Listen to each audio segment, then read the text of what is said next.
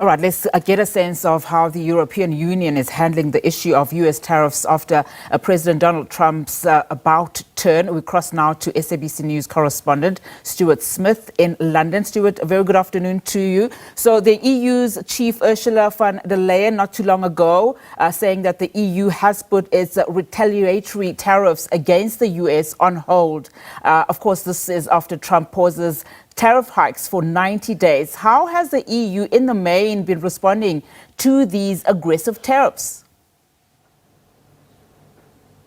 Yeah, just in time, because it looked like the European Union was gearing up for those reciprocal tariffs, and indeed the EU says they are still on the cards, but, and this is key, it will pause the collection of any of those monies due through those tariffs for 90 days as well. Brussels hinting that it wants to use this opportunity, this 90-day reprieve, to talk with the United States. And so while these tariffs will still go through the legislation that's required through the EU process, they will not be taking any of that money. They will be saving it to use and then take if negotiations end up failing. So the EU still believes that is one of the cards it needs to play to threaten the United States with reciprocal tariffs, but Ursula von der Leyen, the chief of the EU Commission, said that she welcomed President Trump's announcement, saying it was an important step towards stabilising the global economy and that they want to give negotiations a chance. Now, slightly confusing things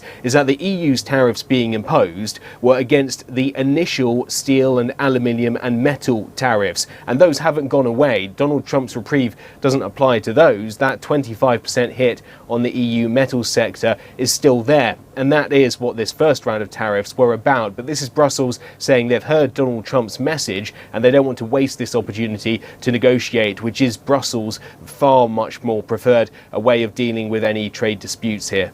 And I mean, just on that point where these discussions with Brussels will now be taking place, given the fact that he has halved the 20% tariff imposed on the EU in line with the 10% that is now being imposed globally.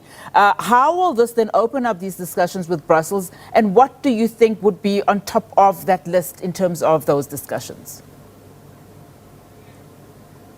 Yeah, well, first of all, remember that there is still this 10% rate on the European Union, as there is here in the UK too, as there is for most of the world, and that is a higher rate than the EU has experienced in decades. So that's still a problem, even if it were to remain at 10%.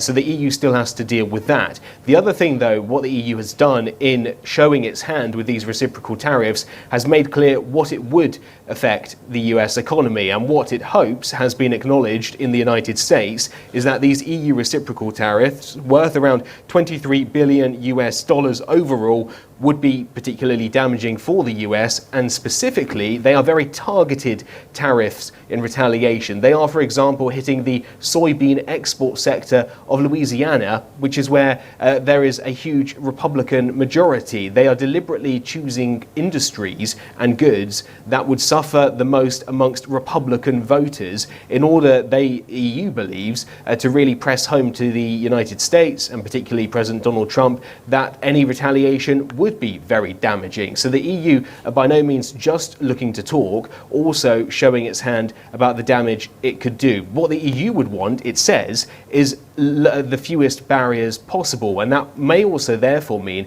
the EU has to weaken some of its, for example, regulations that the US currently believes are harming its exports. So it could mean concessions from the EU as well as giving into the demands from the US side.